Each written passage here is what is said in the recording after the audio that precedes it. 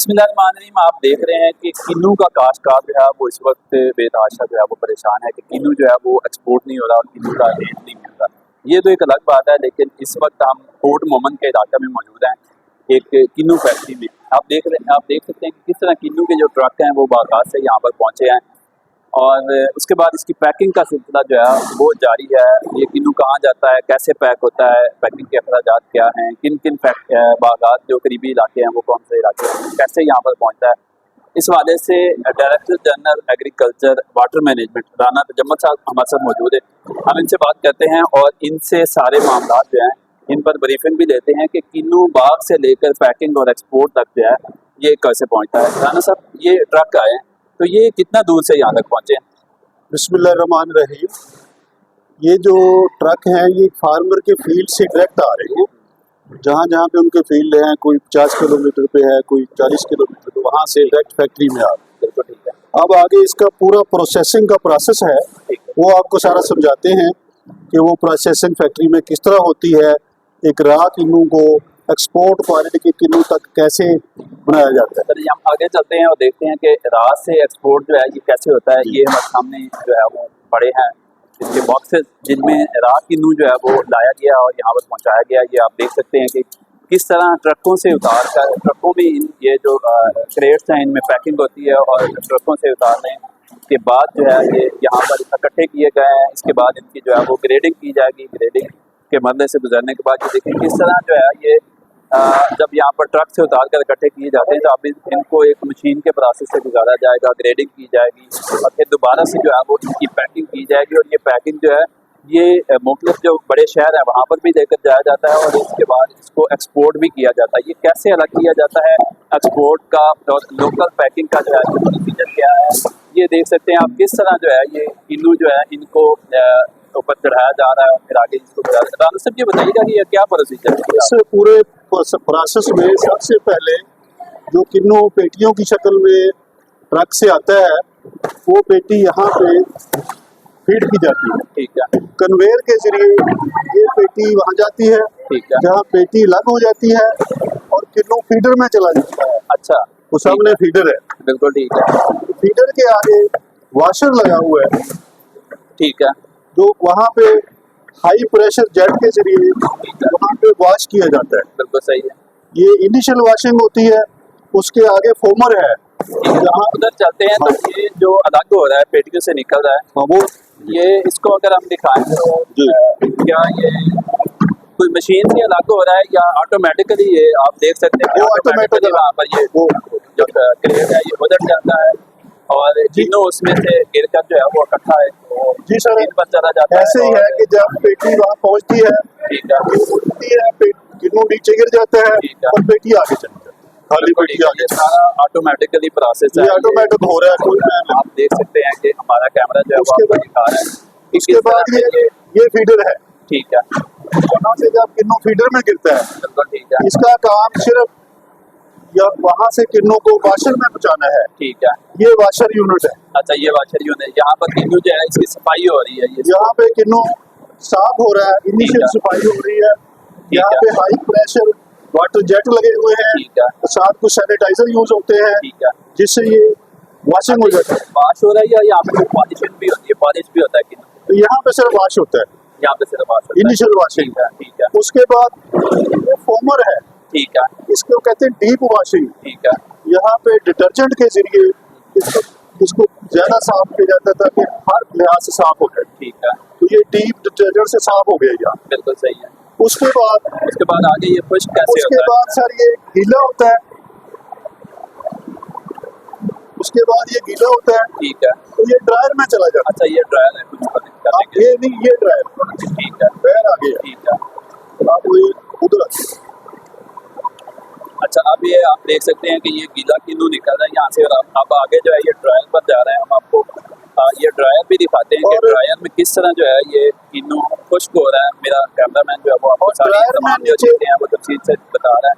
तो राना साहब, ड्रायर में कैसे ये खुश्क हो रहा है? ड्रायर में सर नीचे आग लगाई जाती है। अच्छा, ठीक है। और इसको 60 डिग्री से नीचे ठीक है, इसको ड्राई किया जाता है। बिल्कुल सही है। तो इससे जब गुजरता है ये किन्नू ड्राई हो जाता है। ठीक है।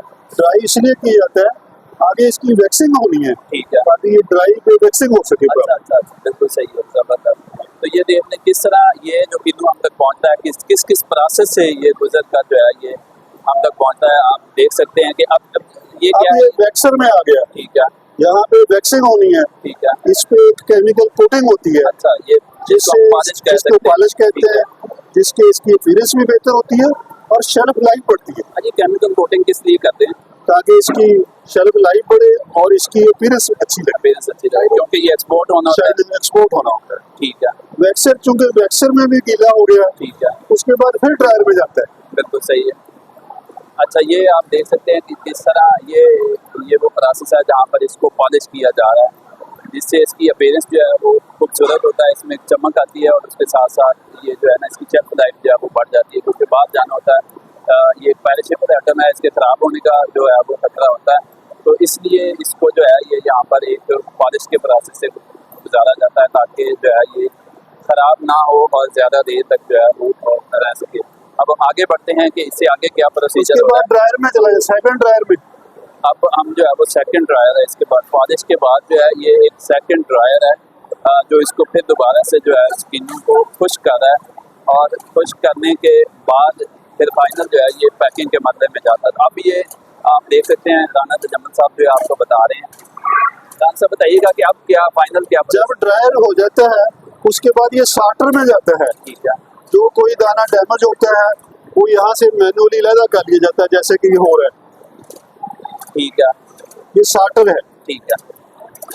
अच्छा, इसके बाद ये आप देख सकते हैं कि इस प्रोसेस से जब गुजरता है ये हल्का सा गर्म भी है और इसमें चमक भी आ गई है और इसकी ये बताया जा रहा है कि अब इसकी जो शेल्फ लाइफ है ये भी बढ़ गई है। सर, इसके बाद आगे फर्दर कौन सा प्रोसीजर है, हम उसकी तरफ जाते हैं। ये सार्टर में जो वो खराब दाना है वो निकल जाता है। ठीक है, यहाँ तक खराब नहीं करना। आगे सर ग्रेडर है, ठीक है, अब आगे ग्रेडिंग हो रही है इसकी फर्दर। ये आप देख सकते हैं कि अब इस किन्नू में जो है वो किस तरह की चमक आ गई है और ये खूबसूरत लग रहा है, क्योंकि बैरून ममालिक अब इसने जाना है तो किस तरह जो है ये अच्छा रेट हासिल कर सकेगा या जो खरीदार हैं उनकी जो है वो तवज्जो हासिल कर सकेगा। देख सकते हैं किस तरह अब इसमें यहाँ पर वो खराब दाना वो भी निकाल दिया गया है और अब यहाँ पर आगे जो है ये ग्रेडिंग हो रही है। यहाँ पर ग्रेडिंग का मतलब है, आप देख सकते हैं कि यहाँ पर जो है एक बड़ा मोटा जो किन्नू जो अच्छा है वो यहाँ पर जो हम लाहौर में खरीदते हैं तो हमें 25 से 30 रुपए में मिलता है, वो यहाँ पर लगाया जा रहा है, उससे आगे उससे छोटा है। ये हमारे साथ डीजी एग्रीकल्चर राना तजम्मल साहब मौजूद है, मजीद इनसे पूछते हैं कि ये ग्रेडिंग का प्रोसीजर क्या है। सार्टर के बाद जब ये ग्रेडर में जाता है तो इसके 9 साइज के ग्रेड हैं। ठीक है, ये 9 ग्रेड है। 9 ग्रेड हैं, ठीक है हर साइज का ग्रेड अपने अपने चैनल में आ जाता है। ठीक है उसके बाद हर चैनल में अगर इकट्ठा हो जाता है, ठीक है उसके साइज के मुताबिक फिर ये बॉक्सेस में पैक किया जाता है। ठीक है।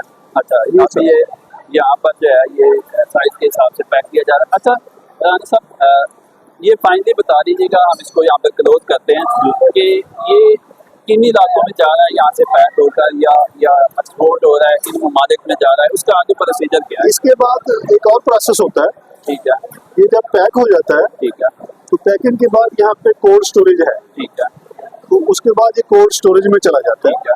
वहाँ पे 4 डिग्री सेंटीग्रेड पे ये किन्नू 3 महीने तक रह सकता है। अच्छा ठीक है वहाँ कोल्ड स्टोरेज हो गया। ठीक है उसके बाद ये फैक्ट्री ओनर है, ठीक है ये यूरोपीय यूनियन, अफगानिस्तान, ईरान, रशिया और मुख्तलिफ ममालिक को यहाँ से डायरेक्ट एक्सपोर्ट करता अच्छा, ये कोर्ट मोमेंट से किन्नू जो है ये ईरान, रशिया और यूरोपीय यूनियन तक जो है वो कोर्ट मोमेंट का सरगोदे का किन्नू जो है आ रहे हैं। अच्छा, ये मुख्तलिफ किस्म के ग्रेड हैं, इनमें कितना कितना ये वजन के हिसाब से पैक है। होता है, साइज के हिसाब से साइज के हिसाब से नंबर होता है। नंबर होता है। बड़ा जो साइज है सबसे बड़ा वो 36 आ जाते हैं, ठीक है। उसके बाद 48 का साइज है। ठीक है।